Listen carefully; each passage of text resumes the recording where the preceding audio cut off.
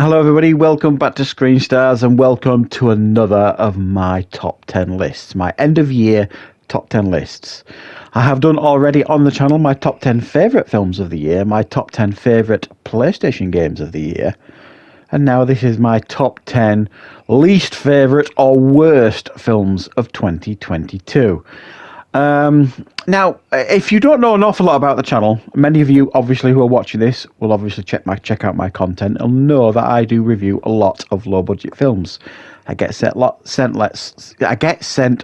screeners if I can get the words out, and some of them are of poor quality. So what I have on my channel is I have like a playlist where I put like the lowest scoring films of a certain year, and on that list I generally put films that have scored less than 5 out of 10.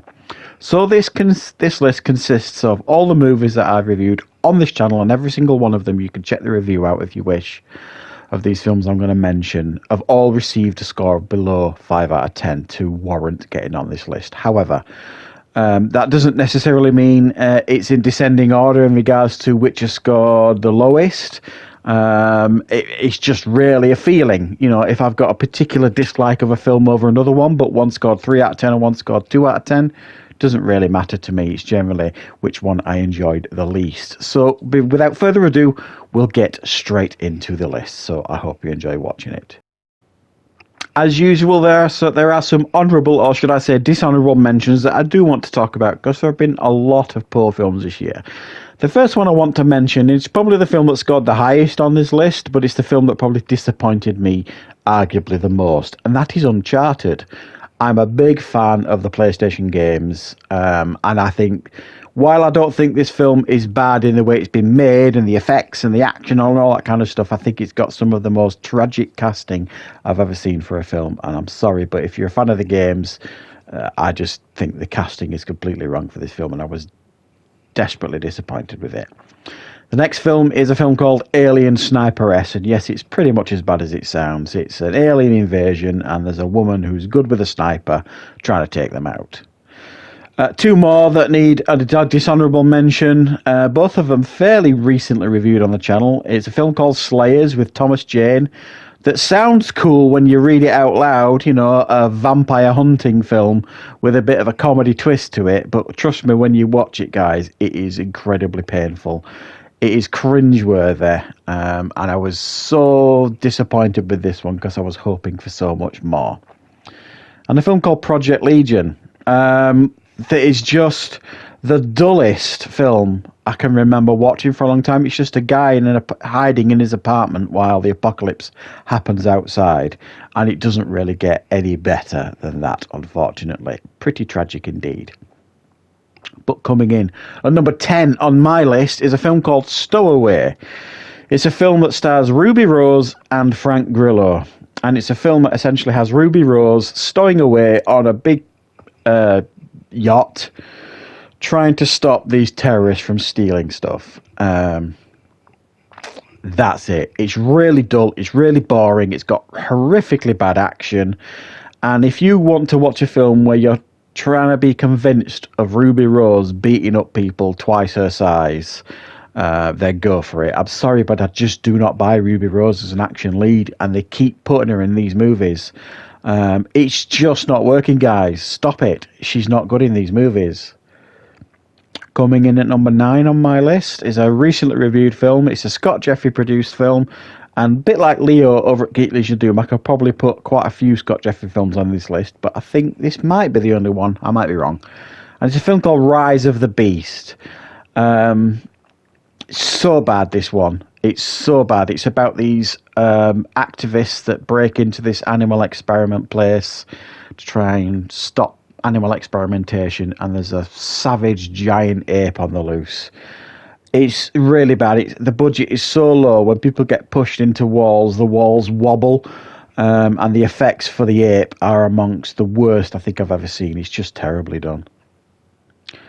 I think this is the only Bruce Willis one making the list this year, and I could have put another couple on here because I don't think they've all been really bad this year, the ones that Bruce Willis has been in, but I think this is the worst of the Bruce Willis films this year. It's called Wrong Place.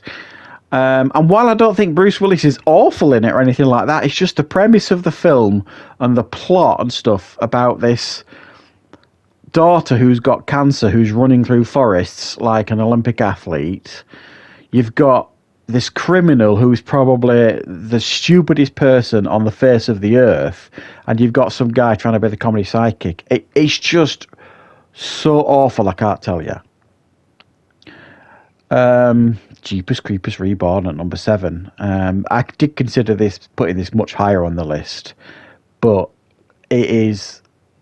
I don't know whether it's so disappointingly bad or it's just bad. It is by far and away the worst Jeepers Creepers film, and I thought that was difficult to do after Jeepers Creepers 3. It is so terribly bad. I think this franchise is absolutely dead in the water now, unless they do something drastic with it and maybe start playing around with the concept like they did with Prey, with the Predator film, and different time periods for the Creeper. Awful film. Coming in at number 6 is a film called Something in the Woods. This is one of those low-budget horrors with the effects so bad it just absolutely nosedives the film. But the rest of it is bad too. It's about this woman, this journalist who's not very nice, that kind of brings down this politician. This politician's daughter, I think it is, kidnaps her, and then they have to kind of band together to survive because some creature starts attacking them in the woods. I think, is it a Wendigo? It's something like that. Oh my God, guys, it is so bad. It is really, really terrible, and I couldn't believe how bad it was. Coming in at number 5 is a film called Sewer Gators. Now, this is unashamedly low budget. It knows what it is, and it tries to play to them strengths. It's a B movie, it's low budget. They try and be comedic about it, but unfortunately, every joke falls flat. Everything they try to do falls flat. You know, you can make a small budget work if you're going to be humorous about it, and while they do attempt it, it just doesn't work. And it's about this, well, the clues in the title, guys. This sewer gator that kind of attacks people through plug holes and things like that. It's just not recommended, and it's really, really terrible. Despite the ambition, it's just not a good film. Number 4 is a film called Bull Shark. This shocked me. It was so bad. I mean, there's a lot of shark movies every single year, and most of them are bang average at best, but also not a lot of them are below average at best. And this one, for me, is the worst shark film I have seen this year, and I've reviewed a fair number of them on the channel. It's basically a really bargain basement remake of Jaws set in Texas, with really bad effects, really poor, terrible acting, and nonsensical plot devices. It was terrible. Coming in at number 3 is the only film this year, I think, that I didn't manage to finish, and that's because it was giving me a headache. It's a film called Sleep. The Sleep Horror Experiment Part 1 or something like that. And I'd love to tell you what it's about, but I can't. All I can tell you is it's almost like it's someone purposely trying to give you a headache when you're watching a horror film. There's all sorts of crashes and bangs, and there's people using Harry Potter wands, explosions and lightning, and it's just bang. It's just offensive to your senses, this film. It is so terrible. Coming in at number 2, bless it, is a film called The Prototype. Again, with 1990s type PC game effects we've got in this thing.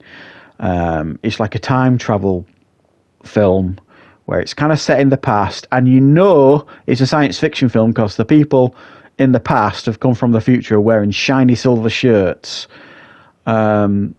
It's terrible. The acting's terrible. The effects are terrible. The story's terrible. The props and everything's bad. There's nothing good about this film. It's hilariously bad. It's almost so bad it's good. For me, though, the number 1 worst film of the year is a film called The Lost Treasure. Now, I think on IMDb this is scored at something like 1.5 out of 10.